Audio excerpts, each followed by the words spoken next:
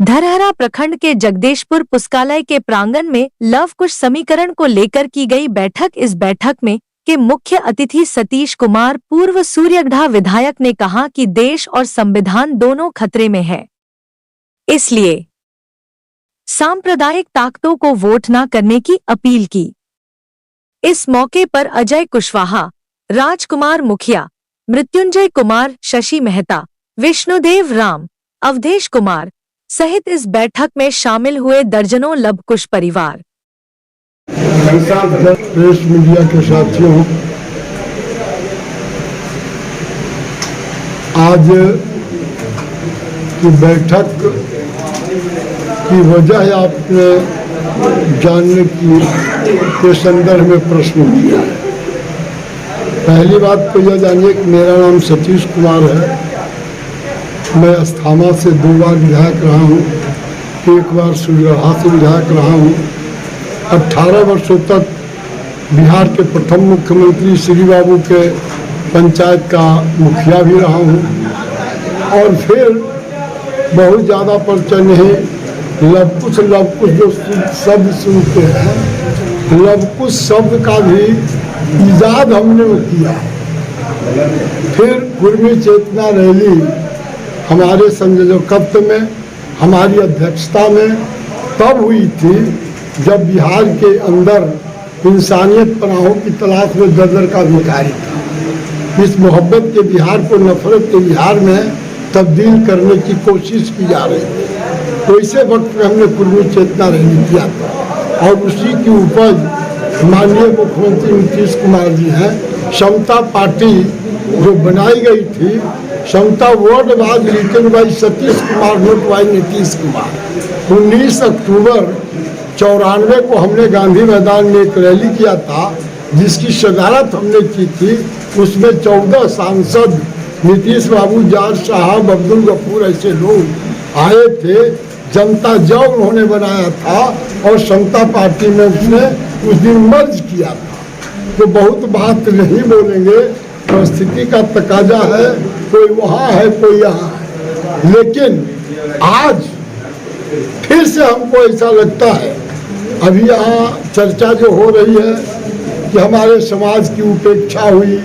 आदरणीय लालू जी ने 2 बार मौका दिया, राम बदन राय को, प्रगति मेहता को, हम पिछड़ गए। इस बार हम, लेकिन सवाल वह नहीं है। यहाँ तो सब बुद्धिजीवी लोग हैं। सच्चाई यह है कि देश के सामने यक्ष प्रश्न आज यह है कि बापू और पटेल का सपनों का भारत बचेगा, डॉक्टर भीमराव अंबेडकर का संविधान बचेगा। सवाल यहाँ है। मैं रोकना चाहूंगा विधायक जी, क्या संविधान खतरे में है आपके कहने का? बिल्कुल संविधान नहीं, देश खतरे में है। कैसे खतरे में? इसलिए है कि पिछले 10 वर्षों से सत्ता के मालिक की हनक और सनक इस बात का द्योतक है कि गरीब गरीब होता जा रहा है।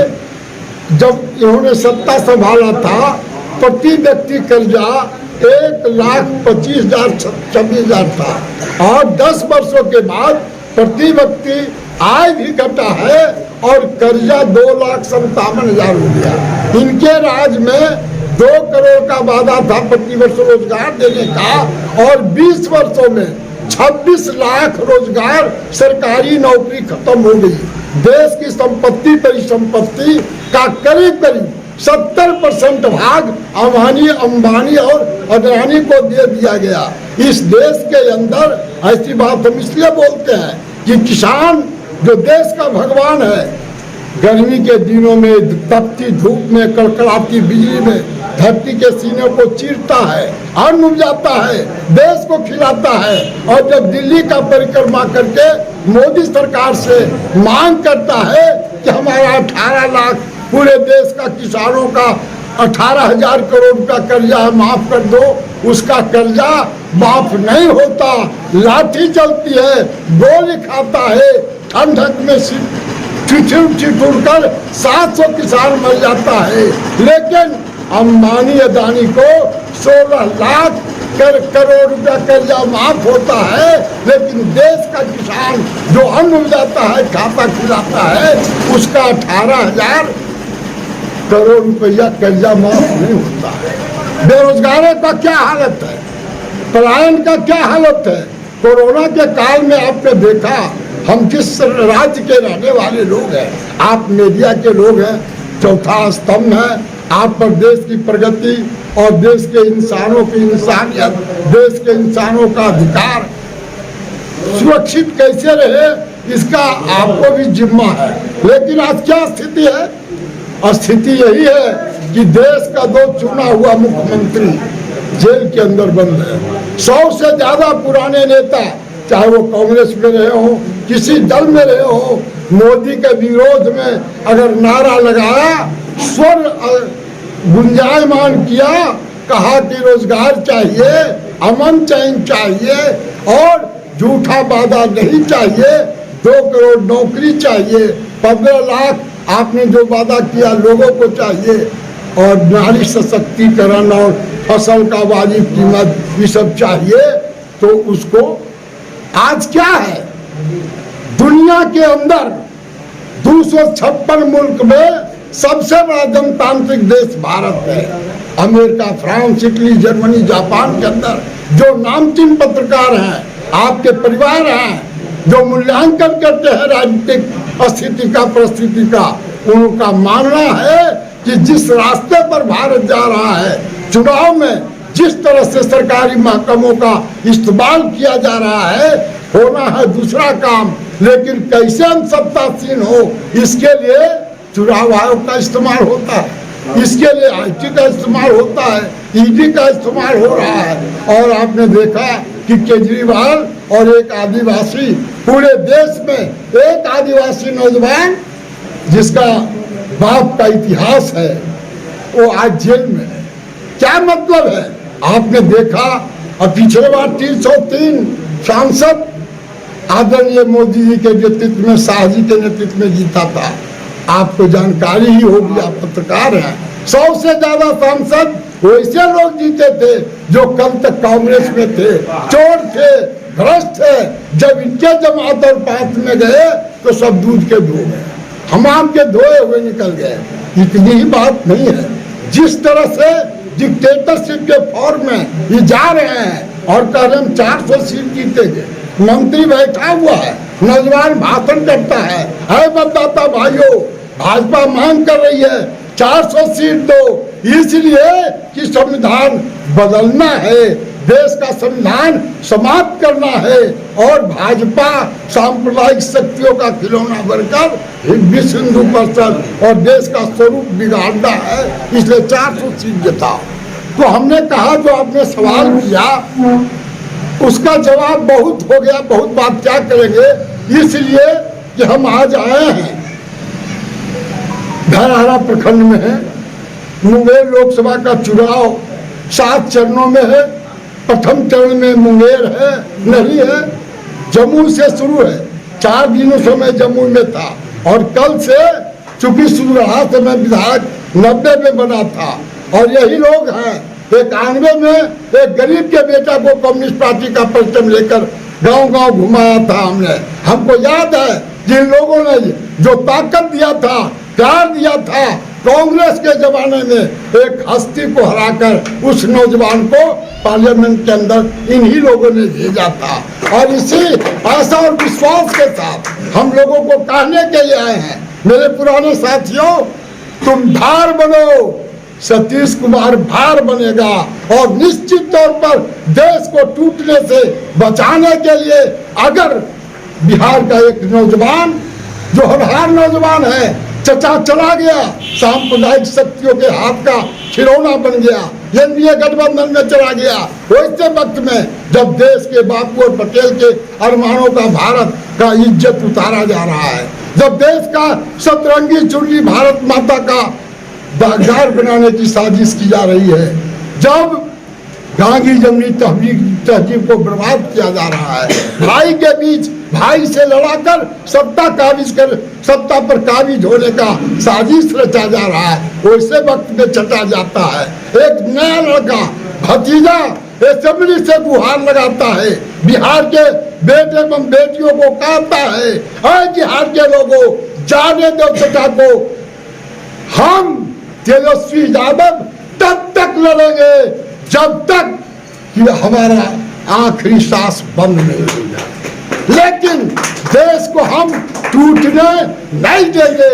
और इसी क्रम में चुनाव घोषित होता है और एक लड़ाका नौजवान, कोई कुर्मी कह सकता है, कोई लवकुश कह सकता है, कोई पिछड़ा कह सकता है, लेकिन हमारे ऐसे लोग जो 54 वर्ष से राजनीति करता है, हम ये समझते हैं एक लड़ाका को भेजा है जिसका नारा है जियो और जीने दो। हमारे पास गया लालू जी के वादा के बाद, टिकट देने का एश्योरेंस के बाद हमारे पास आशीर्वाद मांगने के लिए गया। निश्चित तौर पर हमसे कहा उस नौजवान ने कि हम जुल्म करना नहीं चाहते हैं भैया, लेकिन जुल्म करने वालों को हम छोड़ना भी नहीं चाहते हैं, आपका आशीर्वाद चाहिए। सतीश कुमार को दुनिया जानती है कि हम भी लड़ने वाले लोग हैं, हम जात पात नहीं करते, लेकिन जात के नाम पर अगर देश और समाज को तोड़ने की कोई साजिश करता है तो उसके खिलाफ लड़ने का भी काम करते हैं।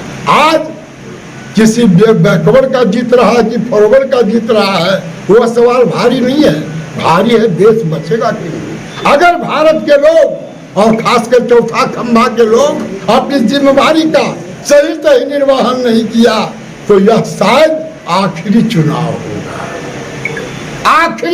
होगा। मैं नहीं कह रहा हूँ, बड़े बड़े राजनीतिक विशेषज्ञ कह रहे हैं। तो साथियों, इस चुनाव का 18वें लोकसभा चुनाव का एक अलग मायने है। जाहिर बात है यहाँ समाज बटा हुआ है, लोगों को लगता है कि ब्रह्मांड मंडल के बाद मुंगेर में ऐसा लोग आया जिसको जनता से और खासकर गरीब जनता से, पिछड़ी अति पिछड़ी दलित जनता को भरोसा उन पर नहीं है, भरोसा तो नीतीश बाबू पर नहीं है। अब यहाँ एक साथी कह रहे हैं हमारा फोटो मत दीजिएगा। अरे आपको नहीं पता है, अगर आपने समता पार्टी के लिए पसीना बहाया था तो सतीश कुमार तलवार के धार पर चढ़कर खून से उसको सींचा था, लेकिन अब क्या कर रहे हैं, चौथा रोने वाला मुख्यमंत्री आए, प्रधानमंत्री आए, गोल छू रहा है, कह रहा है कि 400 ने 4000 सीट देंगे। कहाँ दिल है, कहाँ दिमाग है, कहाँ राजनीतिक चेतना है। इसलिए हमने कहा देश आज बर्बाद, उसको उस आदमी को, मुख्यमंत्री को बार बार चुम रहे हैं मोदी। कैसा कैसा बात बोलते हैं। चिराग जो 5 सीट बेच दिया, पैसा पर बेच दिया, पूरा बिहार जानता है, पूरा मीडिया जानता है, उसका पीठ ठोकते हैं मोदी। कहते हैं परिवारवाद हम खत्म करेंगे। अरे उससे बड़ा परिवारवाद क्या होगा। ऐसा बहनों को ठीक कर दिया जो कभी आज तक राजनीतिक झंडा अपने कंधे पर। इसलिए हमने कहा कि देश ऐसे संकट के चौराहे पर खड़ा है कि इस बार का नतीजा अगर भारत में सत्ता परिवर्तन नहीं किया तो शायद भारत का संविधान नहीं बचेगा। ऐसे वक्त में हम यहाँ आपके माध्यम से मुंगेर लोकसभा के साथियों को, मतदाताओं को, भाई और बहनों को कहना जरूर चाहेंगे कि बहुत दिन जीता लोग, अब देश को अगर बचाना है तो एनडीए को हराना होगा, मोदी को सत्ता से बलट करना होगा, नए लोग को लाना होगा और अपने क्षेत्र में एक लड़ाका जिसका नारा जियो और जीने दो का है, अगर वह आया है संकल्प के साथ, उसकी नई नवेली पत्नी संकल्प लिया है, हमने नहीं देखा, लेकिन पता चला गांव-गांव घूमती है, बातें करती है, वादा करती है और समाज के अंदर जो विसंगतियां है उन विसंगतियों से दूर हटकर कुछ बात बोलती है। जाहिर बात है साथियों, इसीलिए हम आए हैं इन तमाम साथियों को हमें कहने के लिए दो तरह का धारा है पूरे देश में। और 75 वर्ष के बाद पहली मर्तबा इस चुनाव में विरोधी दल एक साथ है, सत्ताधारी दल एक साथ है। आपने सुना था ऐसा कभी कि सब लोग लालू यादव साथ हो गए कांग्रेस के साथ? ऐसा नहीं है। केजरीवाल हो गए, मुलायम सिंह के बेटा हो गए, कौन नहीं हुआ? आज उनके साथ 46 पार्टी के लोग हैं। मोदी जी के साथ 38 है, इनके पास 46 है। संकल्प क्या है? जिसको पप्पू कहा, जिसको बउआ कहा, मोदी जी ने देश को बताया कि देश के नौजवानों का मुद्दा सबसे प्रबल है। नारी सशक्तिकरण, बेटियों का इज्जत बचाना परम कर्तव्य है।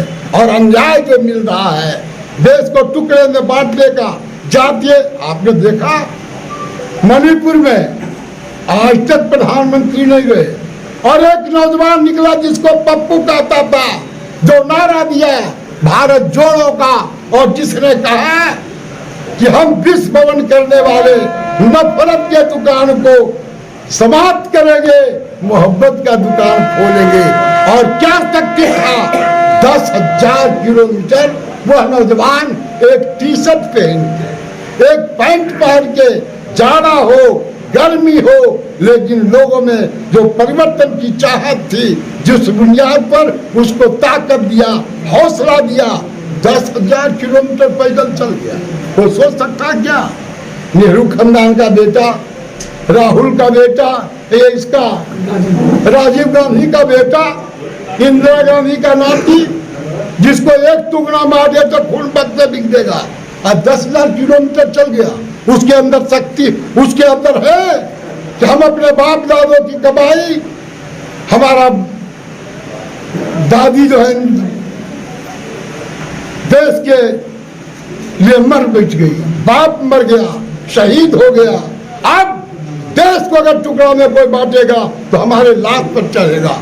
इसीलिए हमारे ऐसे लोग, हम थे राष्ट्रीय महासचिव चिराग जी के पार्टी में, और 500 से ज्यादा मीटिंग किया।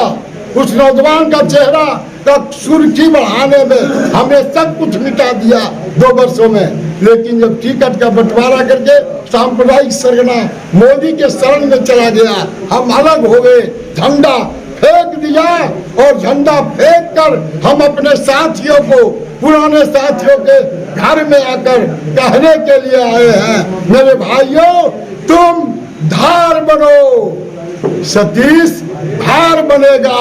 इस धार और भार से अगर प्रहार करोगे तो न्याय की शक्तियां जीतेगी। तुम्हारी बेटी जो खोइछा में अपना वोट मांग रही है, वोट मिलेगा, उसकी जीत निश्चित होगी। सांप्रदायिक शक्तियों की हार होगी, देश तोड़ने वाले ताकत की हार होगी। बापू और पटेल का देश बचेगा, यही हमको कहना। धन्यवाद। हाँ तो महोदय, आज का कार्यक्रम क्या था? आज प्रखंड धरहरा के अंतर्गत लवकुश समीकरण और लवकुश समाज की एक बहुत महत्वपूर्ण बैठक वर्तमान लोकसभा चुनाव को देखते हुए बुलाया गया था, जिसमें कि मुख्य अतिथि के रूप में पूर्व विधायक सतीश बाबू आए थे।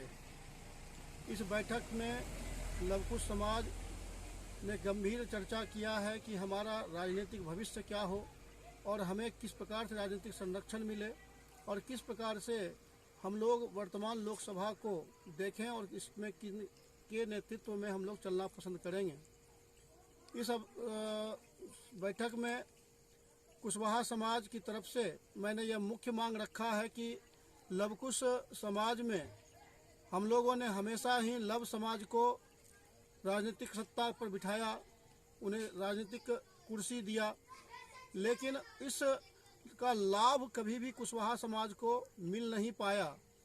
जिस अनुसार से हम लोगों ने अपनी एड़ी चोटी एक किया, उनके लिए ये संघर्ष किया, लेकिन कभी भी हमें वो वाजिब अधिकार और सत्ता का लाभ नहीं मिला जिसके कि हम अधिकारी होते हैं। फिर भी आज लवकुश के इस बैठक में हम लोगों ने इस पर चर्चा किया और सतीश बाबू से यह निवेदन किया है कि हम लोगों की बात यानी कुशवाहा समाज की बात को शीर्ष नेतृत्व तक पहुंचाएं कि इस समाज को आपसी भाईचारे के रूप में समानता का लाभ मिल सके, समानता के रूप में हमें राजनीतिक संरक्षण मिल सके। आवश्यकता पड़ने पर जब कभी भी कुशवाहा समाज को इन लोगों की आवश्यकता होगी, ये लोग हमें साथ देंगे। इस बैठक की भविष्य को किस तरह से देखते हैं आप? हम लोगों ने जैसा कहा कि लवकुश समाज में हम लोग वर्षों से जुड़े रहे हैं, वर्षों से हम लोगों ने साथ काम किया है और हम लोग आने वाले विधानसभा के पहले ये लोकसभा में उसी पार्टी अथवा उसी गठबंधन को साथ देंगे जो कि कुशवाहा समाज को संरक्षण देगा, उन्हें वो सम्मान देगा जिसके कि वो अधिकारी हैं, चाहे वो आरजेडी से संबंधित हो, चाहे वो जदयू से संबंधित हो। जो भी पार्टी, जो भी दल, जो भी गठबंधन इस समाज की उपेक्षा करेगा, कुशवाहा समाज उनको बहिष्कार करेगा। लवकुश समाज से हम बार बार मांग कर रहे हैं कि अगर आपके हम भाई हैं तो हमें भी वह अधिकार, वह वाजिब तरक्की मिले जिसके कि हम अधिकारी हैं। आप अगर अनुसूची 2 में आते हैं तो हम अनुसूची 1 में किस प्रकार से हैं? अगर आप अति पिछड़ा है तो हम पिछड़ा कैसे हैं? क्यों नहीं हम यह समझें कि आपने हमारी उपेक्षा की है। अगर आप चाहते हैं कि कुशवाहा समाज वर्तमान लोकसभा में अनिता जी को समर्थन दे तो आपको हमारी बात के साथ में आने वाले चुनाव से पहले ये विश्वास दिलाना होगा कि आप हमें वो वाजिब अधिकार सम्मान देंगे। तभी आने वाले समय के अनुसार कुशवाहा समाज एक महत्वपूर्ण बैठक बुलाएगा और उसके आधार पर यह तय करेगा कि अनिता जी को समर्थन देना चाहिए अथवा नहीं देना चाहिए। आपका परिचय? मैं पुरुषोत्तम कुशवाहा, संयोजक कुशवाहा विकास मंच।